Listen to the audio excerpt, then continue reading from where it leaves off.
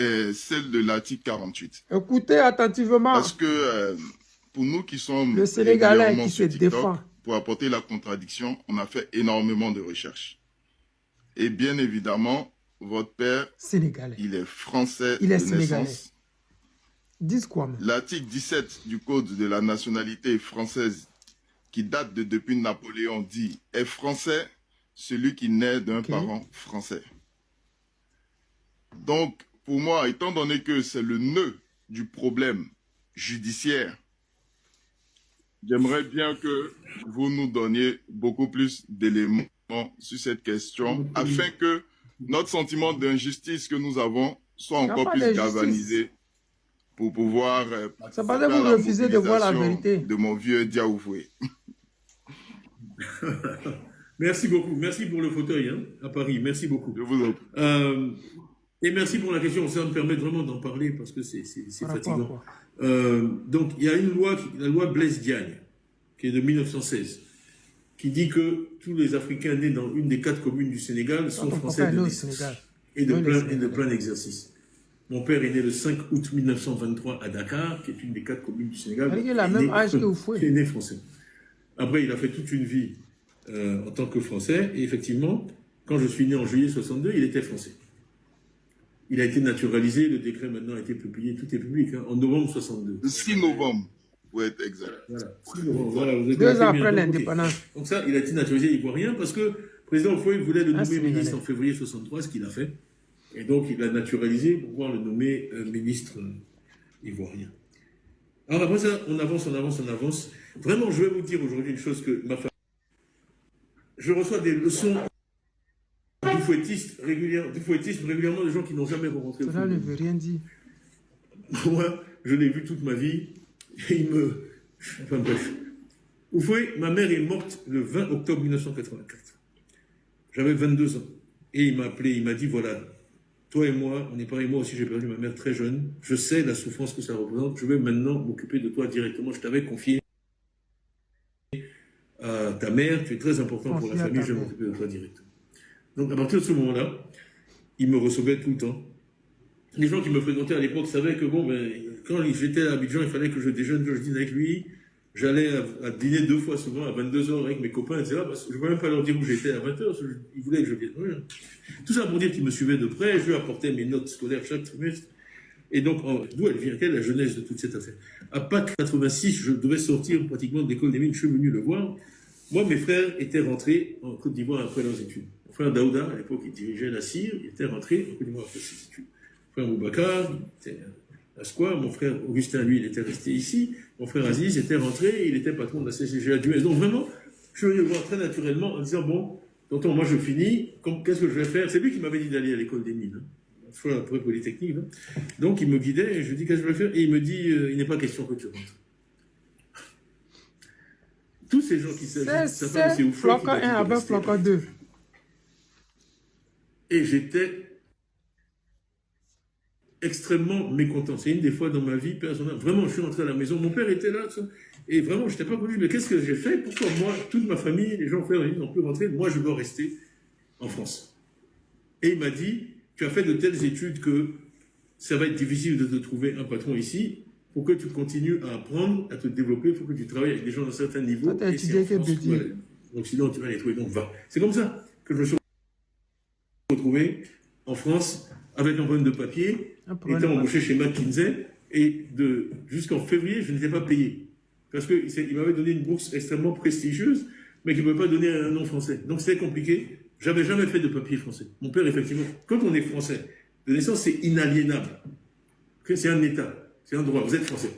Okay? Maintenant, je n'avais jamais fait de papier français, etc. Donc les gens ont commencé à chercher une solution et les Français le naturaliser.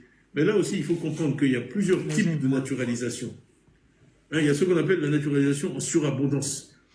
Il y a même un arrêt qui dit les ressortissants des territoires d'outre-mer qui avaient le statut particulier des 4 communes du Sénégal conservaient un lien juridique avec la nationalité française malgré l'absence de déclaration formelle lors des indépendances. Cette jurisprudence s'applique directement à mon cas.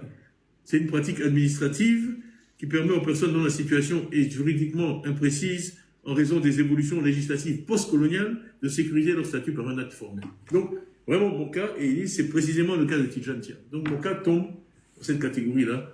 C'est ce qu'on appelle une naturalisation par surabondance. Donc, l'article 48 ne peut pas s'appliquer à moi. Parce qu'on ne peut pas acquérir un droit qu'on a. Je n'ai donc pas acquis la nationalité française. C'est le cœur de l'article 48. Celui qui acquiert une autre nationalité, je n'ai pas acquis, on ne peut pas acquérir quelque chose qu'on a. Je ne sais pas dans quel français expliquer ça. On ne peut pas acquérir quelque chose qu'on a. Quel que soit l'acte administratif qui est posé. L'acte administratif ne va pas conférer la nationalité française, parce que je l'avais.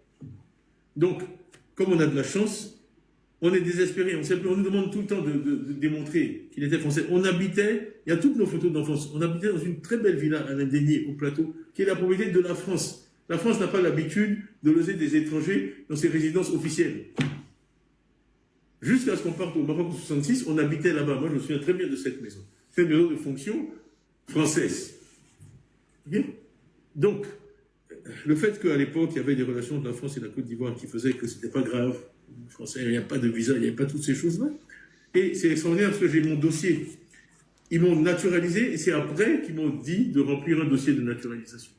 Pour dire à quel point c'était une opération anormale. Ils m'ont naturalisé en février, le décret est sorti et c'est en avril, le 3 avril 87, que j'ai signé les papiers. Et c'est extraordinaire parce que j'ai le dossier. J'ai eu une partie du dossier et en fait, en face de Père Tia Mamadou, né 5-23 à Dakar, j'ai mis nationalité ivoirienne, virgule française. C'est dans mon dossier, dans mon prétendu dossier de naturalisation. Voilà. Française. Ouais.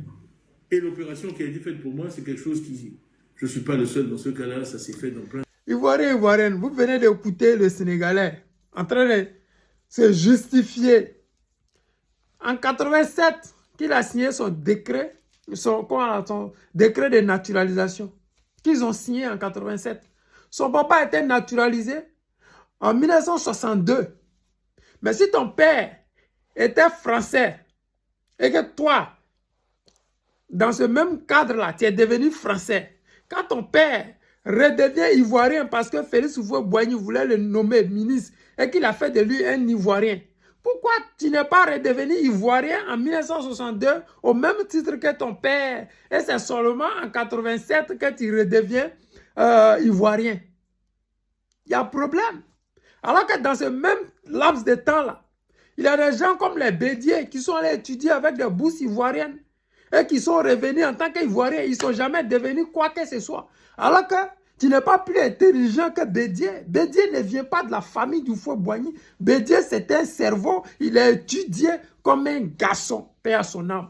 Le B87, 89, comme je l'appelais. Bédier, là, ils sont partis étudier avec des bourses ivoiriennes. Tu n'es pas plus intelligent que ces personnes-là. Tu n'es pas plus intelligent que Mamadou Koulibaly. Toi, qu'on te donnait les examens à la maison parce que tu es de la famille de Félix Houphouët-Boigny Poilette à l'examen là. Tu n'es pas plus intelligent que ces personnes-là. Ça quoi tout ça là, même en Europe, là, les gens n'ont rien fait, toi. Sinon, quand tu es fort là, c'est en France que tu commences à travailler, ce n'est pas aux États-Unis que tu vas aller travailler. Pour dire à ces Ivoiriens là, tu continues à croire à ces mensonges. Vous vous rendez compte que lui-même, quand il veut démontrer qu'il est Ivoirien même là, il y a un problème encore.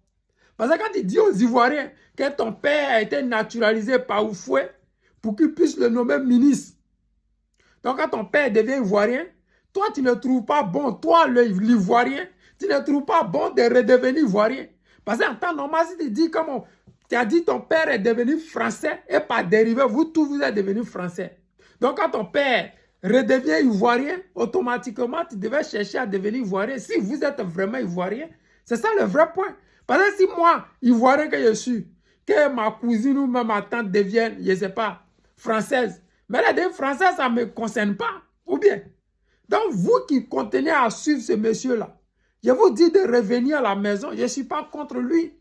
Mais je ne veux pas que nous revivions la même chose que Draman Ouattara est en train de nous faire vivre. Parce qu'on a vu des gens comme les Soro Guillaume qui ont tenu coûte que coûte à ce que Draman Ouattara vienne au pouvoir, en trouvant des artifices, en trouvant des mensonges, en trouvant des explications qui ne tiennent pas debout aux Ivoiriens, à nos parents du Nord, disant que c'est parce que lui portait boubou qu'on ne voulait pas de lui, disant que c'est parce que le gars était musulman qu'on ne voulait pas de lui, c'est parce que le gars là, il priait, il était du Nord qu'on ne voulait pas de lui. Aujourd'hui, il n'y a aucune ville du Nord qui ressemble à Dubaï.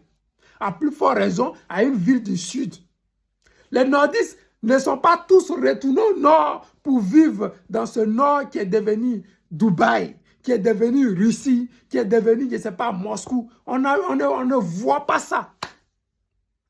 Vous voulez faire la même chose avec le Sénégalais. Lui-même, son explication, quand vous entendez, quand vous l'écoutez, vous savez qu'il y a du faux. Ils ont fait des grabuges partout. Vous savez, maintenant, les informations sont plus cachées. Et comme ce n'est plus caché, c'est difficile pour lui d'apporter des preuves palpables. Parce qu'avec Ouattara à l'époque, il n'y avait pas l'information. Et ceux qui pouvaient aller chercher l'information sont allés chercher les traces d'Alassane Draman Ouattara aux États-Unis, arrivant comme Burkinabé, s'étant marié comme Burkinabé. Mais hélas, à l'époque, l'information ne circulait pas vite comme actuellement. Actuellement, là, nous sommes au collier avec eux. Je n'ai rien comme le PDCI.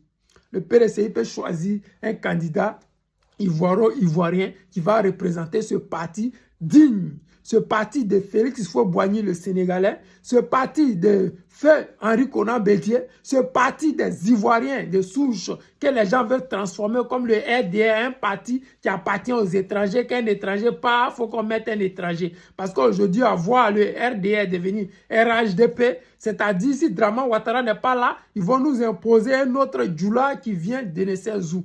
Nous devons mettre fin à ça. La Côte d'Ivoire doit ressembler au Burkina Faso, au Mali, au Niger, où les enfants du pays dirigent le pays. La Côte d'Ivoire doit ressembler au Ghana, où les enfants du pays dirigent le pays. La Côte d'Ivoire ne va pas continuer à héberger les étrangers, à permettre aux étrangers de les diriger. Parce que là où nous allons bientôt, vous allez voir les Libanais taper à la porte. Ils sont déjà maires, ils sont déjà conseillers des mairies, ils sont déjà dans des endroits stratégiques qui vont nous étouffer à l'avenir. Nous, Ivoiriens de souche, nous ne pouvons jamais permettre là. Nous n'allons pas permettre. Et nous là, moi personnellement, je vais combattre ce Sénégalais là.